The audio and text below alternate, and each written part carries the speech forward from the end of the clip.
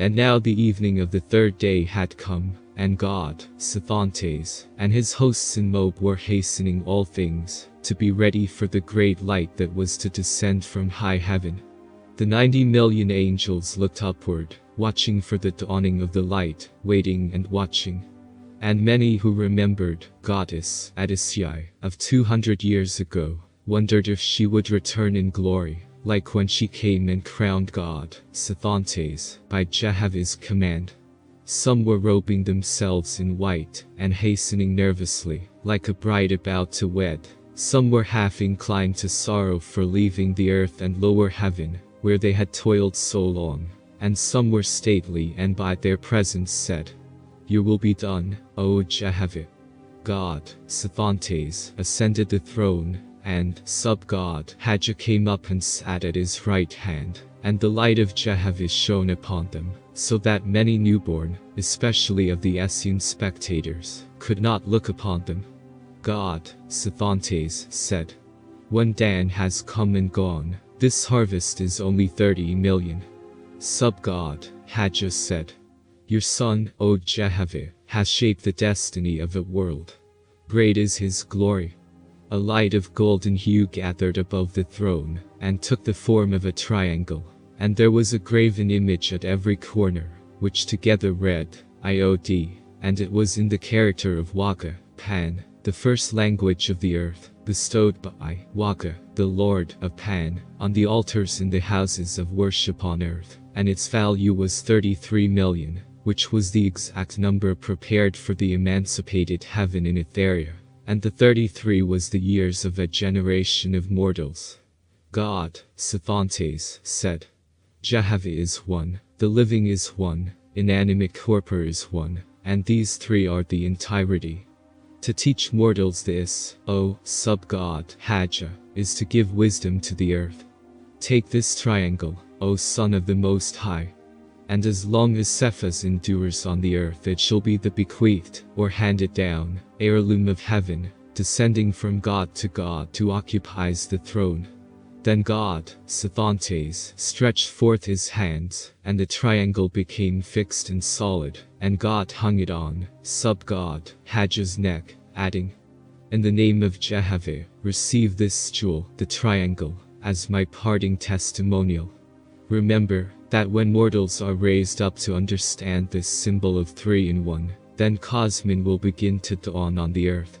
Sub-God Hadja said, "O God, Sethantes, symbol of the 3 attributes, love, wisdom and power.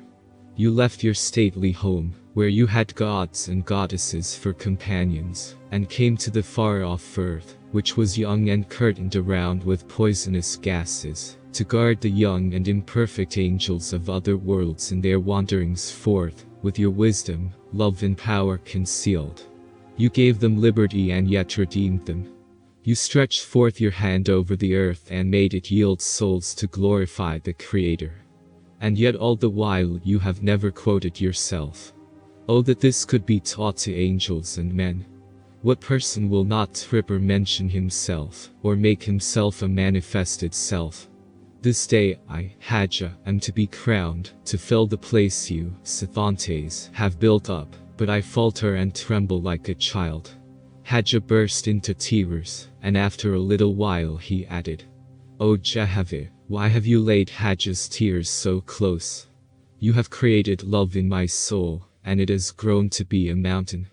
God, your Son, who has been my tutor for 1,000 years, and on many worlds, corpore and is now thrusting your glory upon me."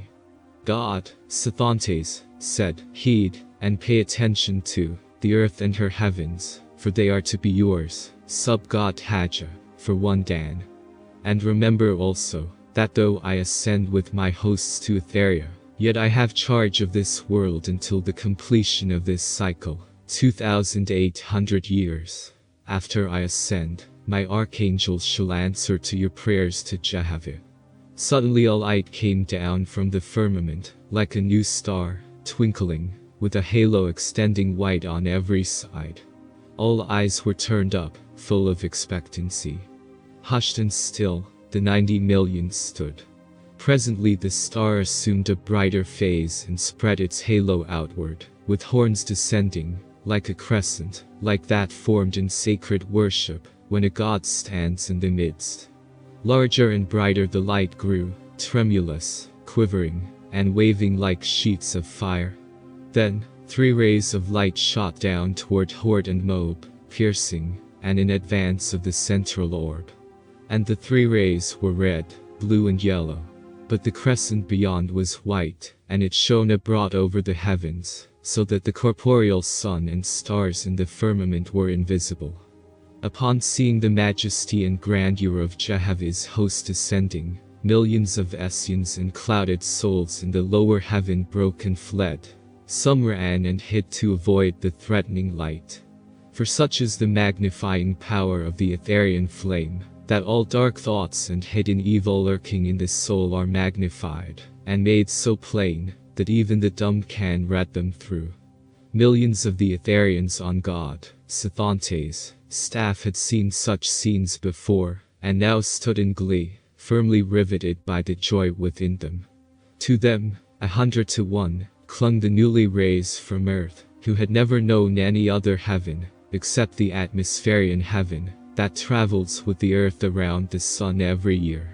From these there arose millions of whispers, saying, "It is like a new death, like a new birth. Behold, a man dies on earth, and his spirit flies off to another world. And now yet again it flies off to still another world." Quickly, now, projecting foremost came the 3 great rays. And these were the orders of marshals from the Aegean fields of Oahspe and Oahspe. The red lights represented Agi, the blue lights represented Oahspe, and the yellow, Oahspe. Of these marshals, there were 1,000,000, and they cast curtains to cover around all of Hord, the great kingdom. Chief of the marshals was Agi, and next to him were 5 sub-chiefs, and next to them 1,000 tributary chiefs, who were masters of the ceremonies. And they came in the center of the descending 3 great rays of light, came swiftly and direct toward the throne of God, Sethantes. And, since spirit light can be shaped and weaved, the substance of the rays of light was like curtains of cloth, one end of which reached up to the now near approaching crescent sea of fire. When the light was nearly touching the pillars of fire surrounding Moeb, it slackened a little, and then gently slowed.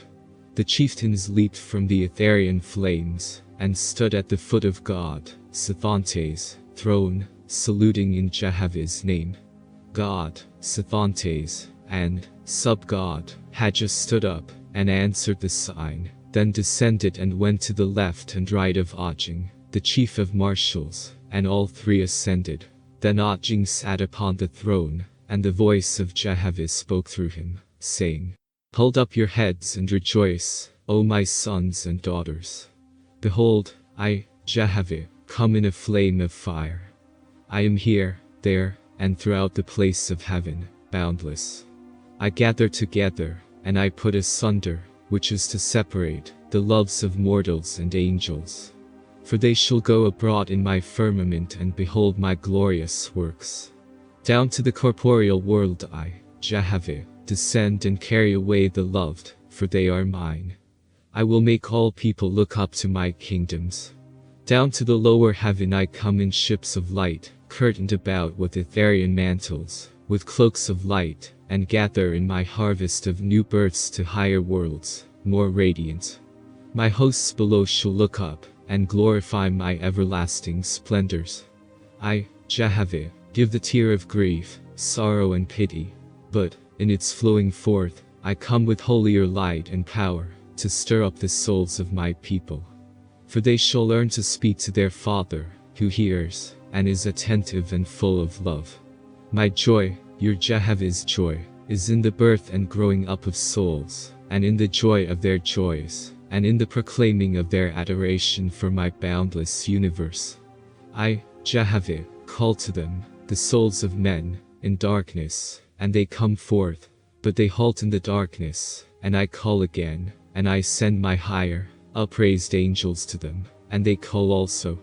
Yes, I fill the sky with the splendor of my worlds, as and corpor, so that I may stir man up to rise and enjoy the things I have made.